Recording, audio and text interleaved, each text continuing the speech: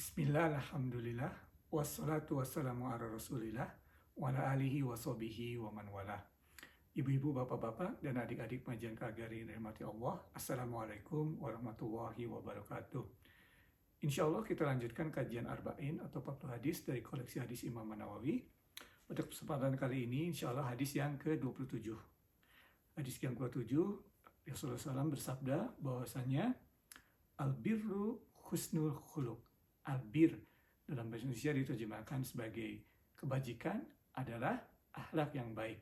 Nah, bir ini banyak sekali artinya, tetapi dalam konteks hadis ini artinya akhlak yang baik, insya Allah. Nah, al-birru husnul khuluq, kemudian wal ism atau dosa, ya, perbuatan yang salah adalah sesuatu yang membuat hati kita tidak tenang. Is that which wavers in your soul. Jadi hati kita menjadi tidak tenang karenanya. Dan merupakan dan kamu tidak suka orang lain untuk mengetahuinya. Nah, dalam hadis ke-27 ini sebetulnya ada dua hadis. Ini yang pertama, ya. Jadi kebajikan adalah akhlak yang baik, dan dosa adalah sesuatu yang membuat hati kita tidak tenang. Hati kita bergejolak terus kalau kita melakukannya. Dan kita tidak suka orang lain mengetahuinya, ya. Nah, ini pertama-tama pelajaran dari hadis ini adalah pentingnya hati, ya. Karena hati kita, kalau kita hatinya bersih, kita akan tahu apakah kita melakukan kebaikan atau keburukan, ya, bir atau ism. Kita akan tahu, ya, hati kita tuh merasakan. Dan ini tentunya ibu-ibu, bapak-bapak, dan adik-adik sekalian juga merasakannya, ya. Kalau melakukan sesuatu yang baik, atau kita melakukan akhlak yang baik terhadap sesama, tenang rasanya hati kita ini. Senang sekali. Ya. Tetapi pada saat kita melakukan dosa, itu takut. Ya, takut sekali. Orang lain, kita juga tidak tahu, kita tidak mau orang lain mengetahuinya. Nah, inilah pentingnya kita menjaga hati kita untuk bersih. Karena kalau hati kita tidak bersih, kita melakukan dosa, kita tidak merasa melakukan dosa. Nah, itulah artinya di sini pentingnya menjaga hati kita, kebersihan hati kita, tazkiyatun nafs, ya, karena kita bisa merasakan sendiri, ya. Nah, ada juga pemahaman hadis ini yang lebih spesifik mengenai hati, ya. Dalam hal ini para ulama menyebutkan bahwa ini husnul khuluq, ini kebajikan, akhlak yang baik. Kemudian ism di sini Rasulullah SAW memaksudnya adalah perbuatan buruk yang ada di dalam hati kita, yang tidak sampai keluar. Misalnya iri, tidak disampaikan keluar, tapi dalam hati, ya, seperti itu. Makanya di sini disebutkan dalam hadis tersebut adalah sesuatu yang sangat membuat hati kita tidak tenang, dan kita tidak mau orang lain mengetahuinya. Kita iri terhadap orang lain, kita juga tidak mau orang lain tahu bahwa kita iri terhadap orang yang lain. Demikian, ya, ini adalah salah satu juga pemahaman hadis ini dari beberapa ulama. Kemudian seperti disebutkan tadi, sebetulnya di yang bagian ke-27 ini ada dua hadis, karena mirip hadisnya, ya, redaksinya. Hadis yang kedua disampaikan oleh salah seorang sahabat, ini berupa dialog, ya.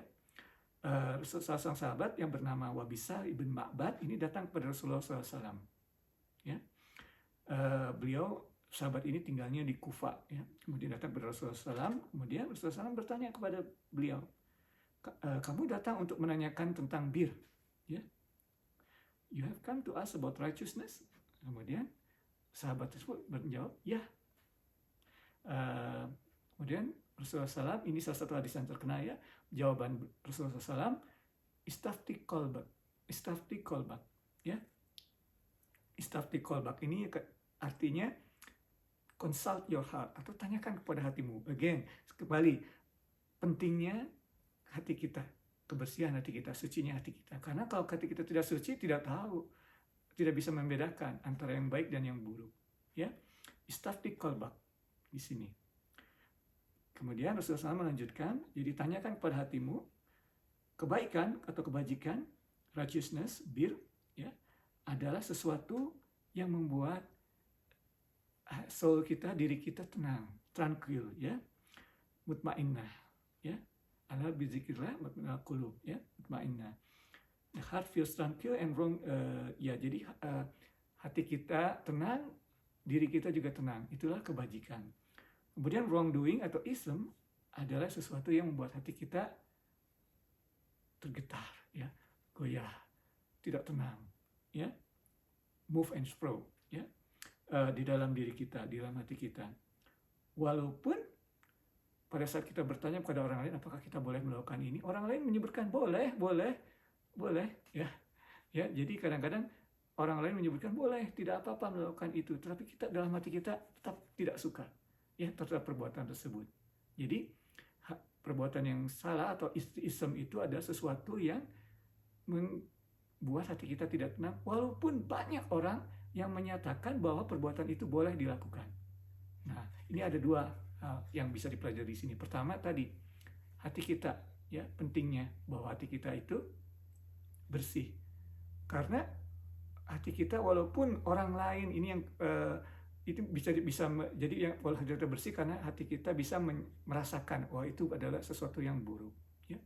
Yang kedua, walaupun tadi dari orang lain mengatakan hal itu benar. Nah, kita di sini tuh disebutkan bahwasanya walaupun orang lain menyatakan boleh, ya. Nah, tapi belum tentu benar. Ya. Jadi istilahnya dalam bahasa Inggris, ya. Jadi bad manner is bad even though everybody say it's good. Ya. Wrong is wrong atau everybody said it's right. Jadi bukan masalah banyaknya orang yang mengatakan hal itu baik, tetapi justru apa yang ada dalam hati kita. Tentunya syaratnya hati kita harus bersih, ya. Jadi itu hadis yang kedua, ya. Jadi walaupun orang memberikan fatwa pada kita, ya, walaupun hanya sebagian orang yang boleh memberikan fatwa atau katakanlah memberikan nasihat kepada kita untuk boleh lakukan, tapi hati kita tetap tidak enak. Walaupun kalau demikian, itulah tanda-tandanya perbuatan itu adalah perbuatan yang ism atau wrongdoing, perbuatan yang tidak baik. Jadi ini dua hadis, ibu-ibu, bapak-bapak, dan adik-adik pengajian KGRI yang dirahmati Allah, yang ada di bagian ke-27 dari 40 hadis Imam Nawawi. Yang benar hanya dari Allah dan juga Rasulnya, kesalahan dari kekurangan Irfan sendiri. Mohon maaf atas segala kesalahan tersebut. Wabillahi taufiq wal hidayah. Assalamualaikum warahmatullahi wabarakatuh.